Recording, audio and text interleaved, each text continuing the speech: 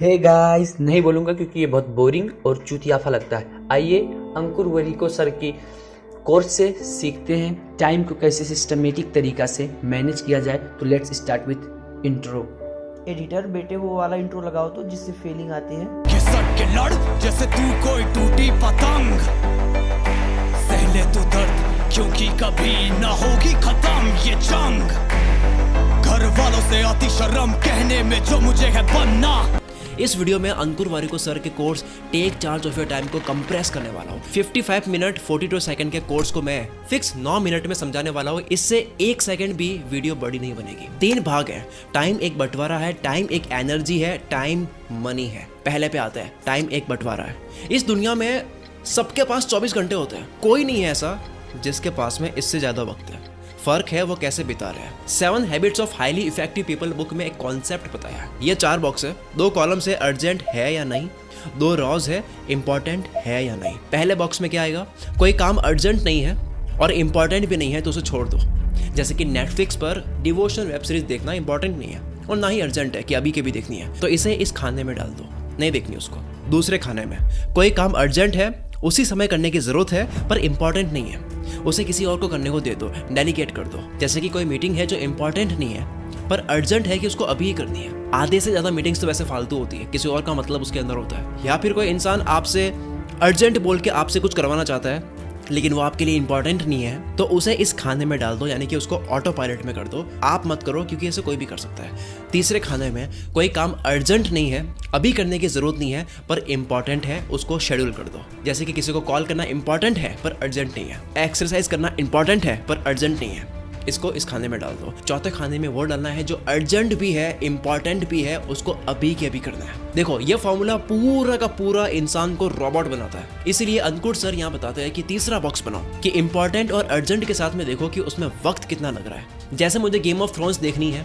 अब ये ना तो इंपॉर्टेंट है और ना ही अर्जेंट है, तो तीसरा क्या हुआ कि इसमें टाइम कितना लगेगा? बहुत लगेगा। एक और एग्जाम्पल, जैसे किसी क्लोज इंसान को कॉल करना इंपॉर्टेंट है पर अर्जेंट नहीं है, तो तीसरा एक और देखूंगा कि इसमें वक्त कितना लग रहा है। इसमें तो केवल 5 मिनट ही लग रहा है पर मुझे तो ये भी रोबोटिक लगा, क्योंकि इतना प्लान कैसे कर सकते हैं। इस तरह से तो मैं गेम ऑफ थ्रोन्स तो कभी जिंदगी में नहीं देख पाऊंगा, क्योंकि ना वो इंपॉर्टेंट है, ना वो अर्जेंट है और ना उसमें कम वक्त लगेगा।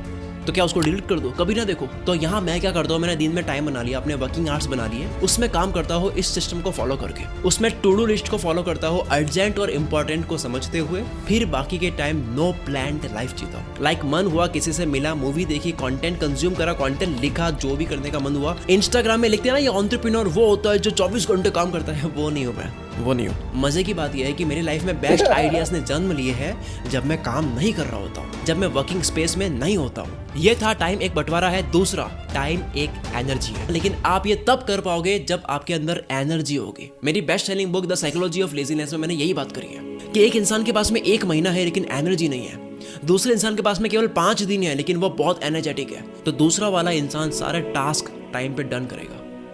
वक्त बर्बाद होता है आलसपन की वजह से, एनर्जी के ना होने की वजह से। भूख भी तो होनी चाहिए ना।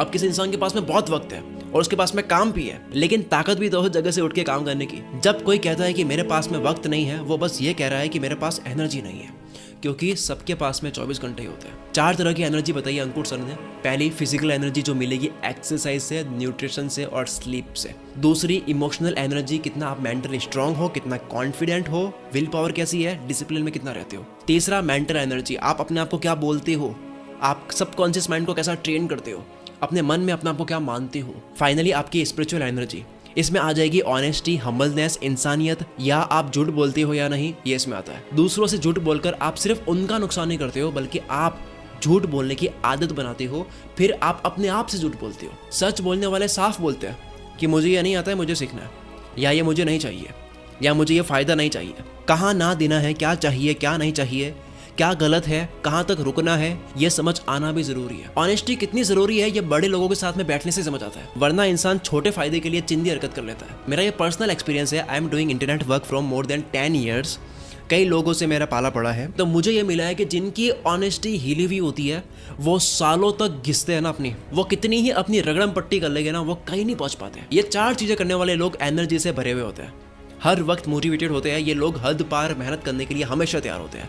आपकी एनर्जी का वक्त होता है, ऐसा नहीं है कि आप 24 घंटे पावरफुल फील करते हो। मैं रिकॉर्डिंग मॉर्निंग में करता हूँ बिकॉज वो मेरा हाईएस्ट एनर्जी का टाइम है। आपका गोल होना चाहिए कि आपका वो काम जिसमें एनर्जी चाहिए उस काम को तब करो जब आप एनर्जेटिक फील करते हो, उसके बाद में बाकी सारे काम। आपको अपने बेस्ट एनर्जी के टाइम पे जो इंपॉर्टेंट नहीं है लेकिन अर्जेंट है वो नहीं करना है, क्योंकि वो आपकी एनर्जी बर्न करेगी। हाईएस्ट एनर्जी में आपको किसी के हाथ नहीं लगना है, किसी का काम नहीं करना है, खुद का काम करना है, सबसे इंपॉर्टेंट काम करना है।